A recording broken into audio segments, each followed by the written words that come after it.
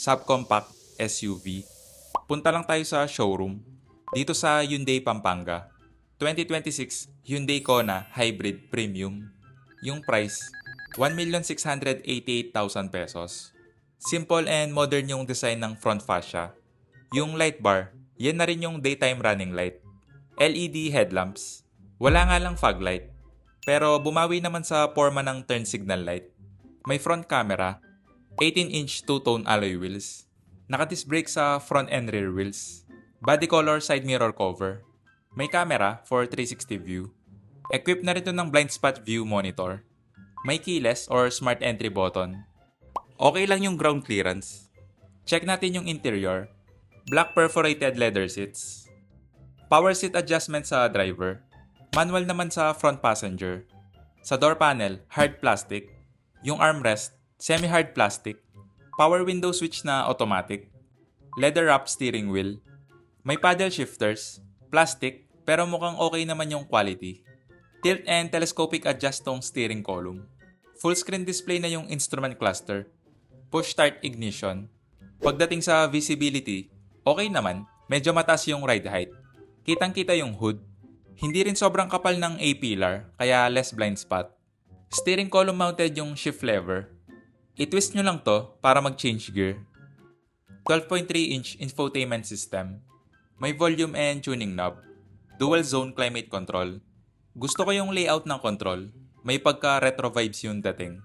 May USB-C port at 12-volt socket. Wireless charging pad. May drive mode select. Storage na cup holder. I-press nyo lang yung button dito para secured yung drinks. Soft touch center armrest. Check natin yung storage. Malaki na rin yung storage space.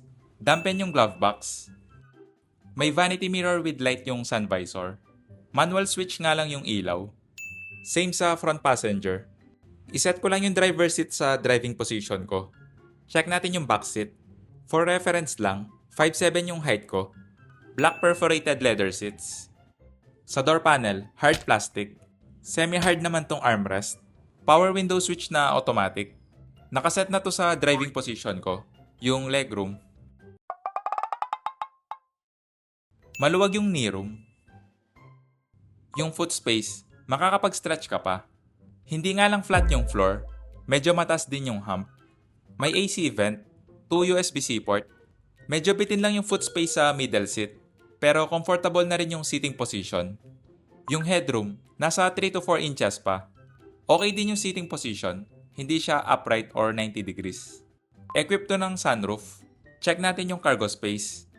Maganda yung design ng rear end. May light bar, parang sa front. LED taillight. May reverse camera. Parking sensor. Check natin yung cargo space.